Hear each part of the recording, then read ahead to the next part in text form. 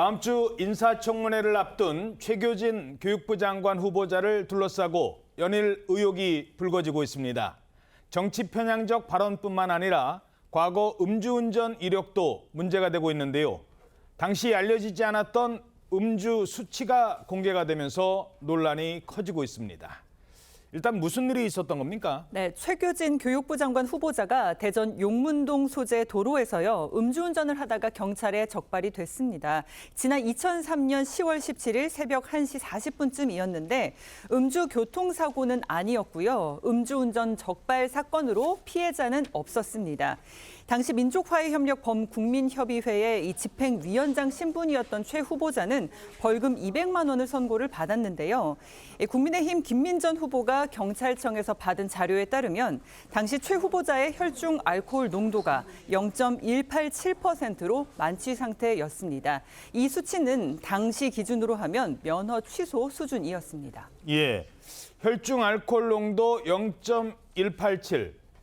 만취한 상태였다는 겁니다. 그런데 경찰청은 처음에 이런 음주운전 수치를 비공개하겠다는 방침이었죠? 네, 애초에 경찰청은 적발 당시 최 후보자의 혈중 알코올 농도를 묻는 국민의힘 김민전 의원의 질의에 개인의 사생활 또는 비밀의 자유를 침해할 우려가 있다. 그래서 제공할 수 없음을 양해 바란다. 이런 회신을 보내왔었다고 합니다.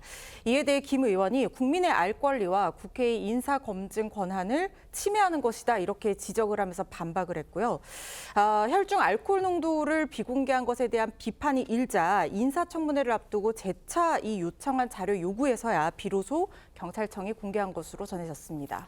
결국 면허 취소 수준이었다는 게 뒤늦게 공개가 된 겁니다. 어떤 지적이 나오고 있습니까? 네, 국민의힘 김민전 의원은 혈중 알코올 농도 0.187%는 만취 수준으로 누구든 목숨을 앗아갈 수 있는 중범죄라고 하면서 교육계의 모범이 되어야 할 교육감이 음주운전을 했다는 것은 국민 상식에 반하는 일이다라며 비판했습니다.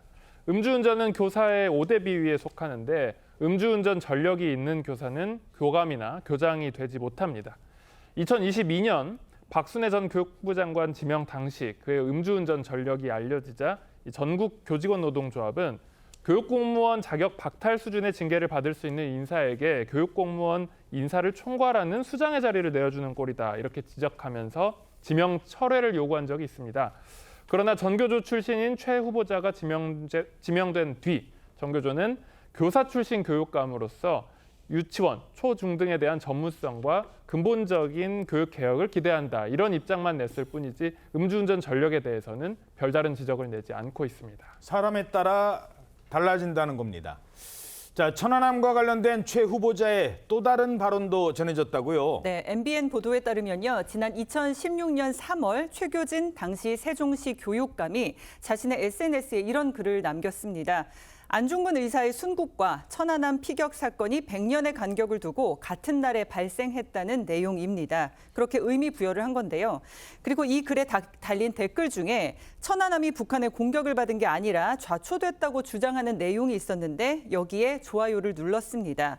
그리고 천안함 음모론과 관련한 영화 개봉 기사를 공유하면서는 반드시 보겠다고 말을 했는데 이런 이 천안함 음모론에 동조한다는 논란이 끊이지 않자 최원일 당시 천안함 함장이요. 최 후보자의 공개 사과를 요구하고 있습니다. 그리고 국민의힘도 최 후보자의 안보관을 지적하면서 즉각 사퇴를 촉구하고 있는 상황입니다. 여기에 대해서 최 후보자는 사실관계를 확인하고 있다고 밝혔고요. 천안함 음모론에 대한 명확한 입장과 사과를 요구하는 최 전 함장에 대해서는 청문회에서 설명을 하겠다라는 입장을 밝혔습니다. 최 후보자가 지난 18대 대선 직후에 올린 글도 주목받고 있습니다. 어떤 글이었습니까? 예, 지난 2012년 대선 당시에 문재인 전 대통령이 박근혜 전 대통령한테 3.53%포인트 차로 졌거든요. 예. 근데 그 당시에 그 부산에서는 격차가 더 컸는데 20%포인트 정도로 큰 격차가 났었습니다. 그때 당시에 이제 충남교육연구소 이사였던 최교진 교육부 장관 후보자가 문 전 대통령의 패배를 아쉬워하는 지인의 글을 SNS에 공유했는데 그 글 안에 여전히 부끄러운 부산이라면서 뭔가 책임을 부산으로 돌리는 듯한 그런 표현이 담겨 있었다는 겁니다. 그리고 두 후보가 각각 그 당시에 그러니까 대통령 후보, 그 후보 각각 광주와 대구에서 몰표를 받은 걸 두고 광주는 정의를 선택한다, 시민 정신이 다르다라면서 두 지역을 비교하는 듯한 내용도 담겨 있었다고 합니다. 이와 관련해서 야당이 영남을 비하하고 지역 감정을 조장하는 발언을 동조한 사람에게 교육 수당 자격이 있느냐라고 지적한 겁니다. 올해 72세인 최 후보자, 지난달 지방선거 출마 의사가 있느냐는 질문에 이런 답변을 내놓기도 했었습니다. 교육 이외에 관심이 전혀 없다는 것이고, 사적인 자리에서 이런 말씀을 드리면 법으로라도 만 나이 70이 넘은 분들은 선출직에 출마를 금지하는 법을 만드는 것이 어떨까 하는 개인적인 생각을 가지고 있는 사람이며, 제가 이미 만 70세를 넘었고요. 좀 더 젊고 좀 더 창의적이고 참신한 생각을 가진 분들이 선출직에 나서서 역할을 하시는 것이 맞고, 그렇다고 해서 뒷방늙은이가 되어야 된다는 얘기는 아니니까. 자, 그동안 있었던 여러 발언들이 계속 논란이 이어지고 있다고요? 그렇습니다. 이 최교진 교육부 장관 후보자의 정치 편향성 발언들이 논란이 되고 있는 것인데, 과거 SNS에 박근혜 전 대통령을 향한 원색적인 욕설이 담긴 게시글이 논란이 된 적도 있었고요. 그리고 박정희 전 대통령 저격 사건을 희화화하는 내용의 글도 올린 바가 있습니다.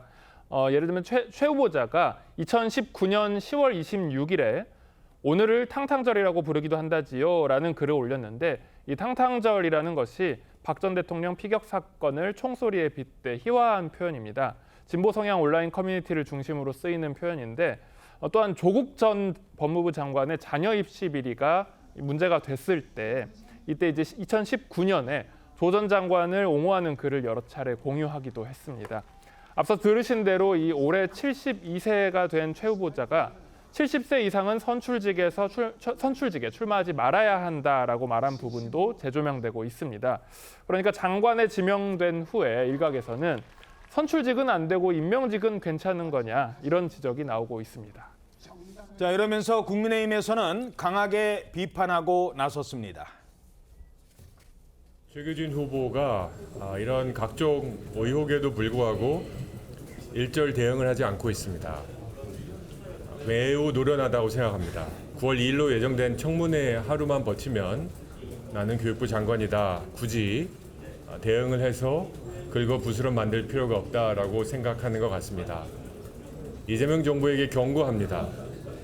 그런 식으로 구렁이 담 넘듯 넘어가면 이 정부의 지지율 최소한 5%는 꼬꾸라질 것입니다.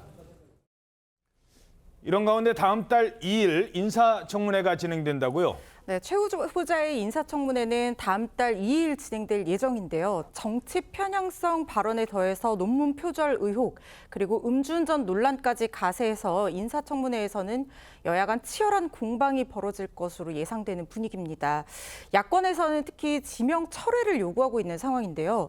김민전 국민의힘 의원은 기본적인 언행 관리 능력마저 결여된 인사가 우리나라 교육을 책임진다는 것은 국민적 우려를 키울 수밖에 없는 사안이다, 이렇게 얘기를 하고 있는 상황이고, 이준석 개혁신당 대표 역시 이 지명을 지금이라도 철회해서 청문회에서 더 큰 사고가 터져서 국민들에게 실망을 주지 않도록 해야 하는 것이 이 최소한의 국정 책임이다, 이렇게 주장하고 나섰습니다.